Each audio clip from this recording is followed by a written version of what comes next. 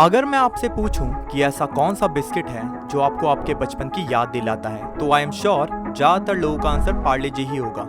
आज के समय पार्ले हर महीने 1 बिलियन पार्ले जी पैकेट्स को अपनी फैक्ट्रीज में बनाता है और पूरी दुनिया में हर सेकंड करीब 4551 पार्ले जी बिस्किट्स खाए जाते हैं। कंपनी की शुरुआत से लेकर अभी तक पार्ले जी इंडियन हाउसेस का इमोशन बना हुआ है। आइए जानते हैं कैसे एक टेलर ने इस बिस्किट ब्रांड को बनाया और इसे इंडिया के हर घर तक पहुंचाया। नमस्ते एवरीवन, विजन की एक नई वीडियो में आपका स्वागत है। दोस्तों, बिस्किट्स का आविष्कार सबसे पहले रोमन्स के द्वारा सन 1784 में किया गया था और इंडियंस इस स्नैक्स के बारे में जानते भी नहीं थे। लेट 90s में बिस्किट एक प्रीमियम फूड की कैटेगरी में आता था, जो कि कुछ गिनी चुनी दुकानों में इस तरह के बॉक्सेस में रखा जाता था। हंटली एंड पाल्मर्स नाम की कंपनी इस बिस्किट्स को बनाकर इंडिया एक्सपोर्ट करती थी। इन बिस्किट का प्राइस इतना ज्यादा होता था कि आम लोग इसे खाने का बस सपना ही देख सकते थे। ये बिस्किट्स के बॉक्सेस दुकान से सीधा ईस्ट इंडिया कंपनी से बड़े बड़े ऑफिसर्स के घर पहुंचाए जाते थे। लेकिन जब इनकी पॉपुलैरिटी बढ़ने लगी तो इंडियन किंग्स और अमीर इंडियंस ने भी बिस्किट्स को सुबह की चाय में शामिल कर लिया। अब कुछ ऐसे रिच हिंदूज भी थे जो इन बिस्किट्स को अफोर्ड तो कर सकते थे,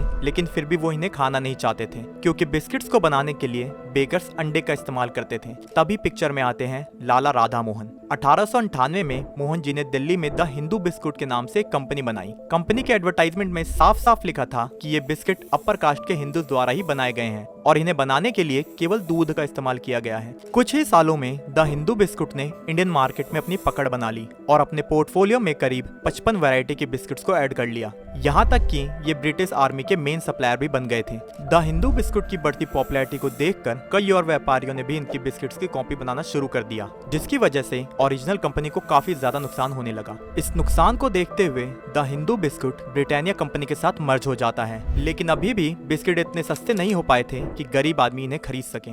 7 अगस्त 1905 देश में स्वदेशी मूवमेंट की नींव रखी जाती है, जिसके तहत भारत के लोग विदेशी प्रोडक्ट्स को बॉयकॉट करके इंडिया में ही बने प्रोडक्ट्स का इस्तेमाल शुरू कर देते हैं। स्वदेशी मूवमेंट को कई व्यापारियों ने एक अपॉर्चुनिटी की तरह देखा और कई लोकल बिजनेस शुरू किए। ऐसे करके वो स्वदेशी मूवमेंट को सपोर्ट तो कर ही रहे थे, साथ में इंडियन मार्केट्स को फॉरेन प्रोडक्ट्स के लिए कंपटीशन भी पैदा कर रहे थे। इसी बीच गुजरात में बैठे मोहनलाल दयाल, जो कि पेशे से एक टेलर थे, वो भी स्वदेशी मूवमेंट में अपना योगदान देना चाहते थे।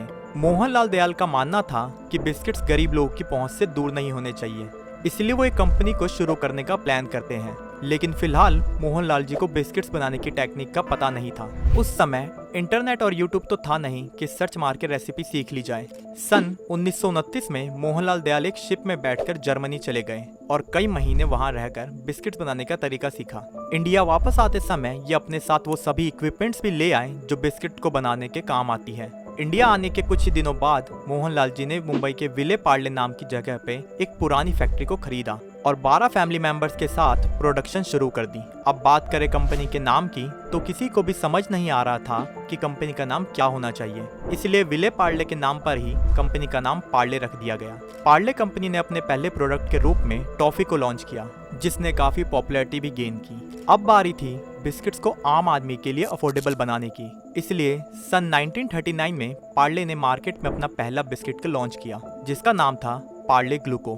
टेस्टी होने के साथ साथ पार्ले ग्लूको काफी सस्ता भी था, इसलिए समाज के गरीब तबके से लेकर अमीर लोगों तक सभी इसे बहुत पसंद करने लगे। पार्ले अपने बिस्किट्स को बनाने के लिए गेहूं का इस्तेमाल करता था, लेकिन 1947 में जब देश आजाद हुआ तो देश में गेहूं की शॉर्टेज हो गई। इसलिए हालात जब तक नॉर्मल नहीं हो गए तब तक पार्ले को बिस्किट्स बनाने के लिए गेहूं की जगह जौ का इस्तेमाल करना पड़ा था। अगले 15 सालों तक पार्ले इंडियन मार्केट में मोनोपोली एंजॉय करता रहा, लेकिन अब कई और भी कंपनीज थे जो ग्लूकोज के नाम से बिस्किट्स को बेचने लगी थी।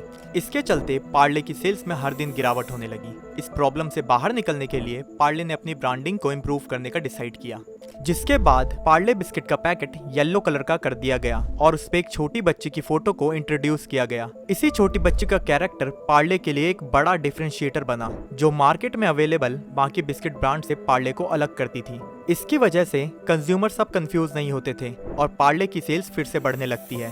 सन 1982 में पार्ले अपना पहला टीवी एड लॉन्च करता है और इस बार पार्ले जी के नाम से बिस्किट को मार्केट में लॉन्च किया जाता है। मैं चाहता हूँ आप इस एड को एक बार फिर से देखें। हमको पता है जी, आपको पता है जी, सबको पता है जी, सबको पता है जी, बरसों से चाहत अपनी यही है जी, अपनी भी सुसु। यहाँ से पार्ले ने फिर कभी पीछे मुड़कर नहीं देखा। उन्होंने एक के बाद एक कोलैबोरेशन और एड्स को लॉन्च किया, जिसमें शक्तिमान को अपना ब्रांड एंडोर्सर बनाना पार्ले के लिए काफी प्रॉफिटेबल रहा, क्योंकि इससे पार्ले जी की पॉपुलैरिटी छोटे बच्चों में बूम कर गई। दोस्तों, करंट टाइम में भी पार्ले का मार्केट शेयर लगभग 40% है, जो इसे दुनिया की सबसे बड़ी बिस्किट ब्रांड बनाता है। लेकिन इस मुकाम पर पार्ले सिर्फ अपने एक बिस्किट की वजह से नहीं पहुंचा। पार्ले ने समय समय पर मार्केट रिसर्च करके कई प्रोडक्ट्स लॉन्च किए, जो लोगों द्वारा काफी पसंद किए गए, जैसे 1938 में मोनाको बिस्किट, 1956 में पार्ले चीजलिंग्स, 1963 में पार्ले किस और 1966 में पार्ले पॉपिंस। पार्ले पॉपिंस तो आज भी काफी खाया जाता है। एक एक करके पार्ले ने अपना पोर्टफोलियो काफी बड़ा बना लिया, लेकिन इनका स्टार प्रोडक्ट अभी भी पार्ले जी को ही माना जाता है। एक समय पार्ले जी बिस्किट्स की डिमांड इतनी ज्यादा बढ़ गई थी कि पार्ले इस डिमांड को खुद पूरा नहीं कर पा रहा था, तो मैनेजमेंट ने डिसाइड किया कि वो लोकल बेकर्स को अपनी सप्लाई चेन में इंक्लूड करेंगे। जिसके बाद पार्ले ने कई लोकल बेकर्स को सिलेक्ट करके उन्हें अपनी बिस्किट की रेसिपी दी और कंज्यूमर्स की डिमांड को पूरा किया। लेकिन कुछ टाइम बाद डिमांड और बढ़ने लगी, तो कंपनी ने काफी सारा पैसा इन्वेस्ट करके कई फैक्ट्रीज बनाई, जिनकी प्रोडक्शन कैपेसिटी मैं आपको वीडियो की शुरुआत में ही बता चुका हूँ। दोस्तों, पार्ले ने अपने बिस्किट का प्राइस काफी चालाकी से मेंटेन किया हुआ है। आज से 25 साल पहले भी पार्ले जी बिस्किट 5 रुपए का मिल जाता था, और आज भी इसी प्राइस में आप पार्ले जी बिस्किट खरीद सकते हैं। इंडिया में इन्फ्लेशन लगभग 7% से बढ़ने के बावजूद पार्ले जी का प्राइस सेम है, और कंपनी हर साल प्रॉफिट भी कर रही है। एक बार पार्ले जी का प्राइस सिर्फ 50 पैसे से बढ़ाया गया था, जिसके बाद कंपनी को काफी नुकसान झेलना पड़ा। अपनी इस गलती से सीखते हुए पार्ले ने कभी भी प्राइस नहीं बढ़ाया, बल्कि बिस्किट्स की क्वांटिटी को कम किया। आज से कुछ साल पहले 5 रुपए में हमें 100 ग्राम बिस्किट्स का पैकेट मिल जाया करता था, जो कि अब घटकर सिर्फ 55 ग्राम रह गया है। आपने जरूर बचपन में पार्ले जी का 2 रुपए वाला पैकेट खरीदा होगा, लेकिन अब मार्केट में ये पैकेट भी नहीं मिलता।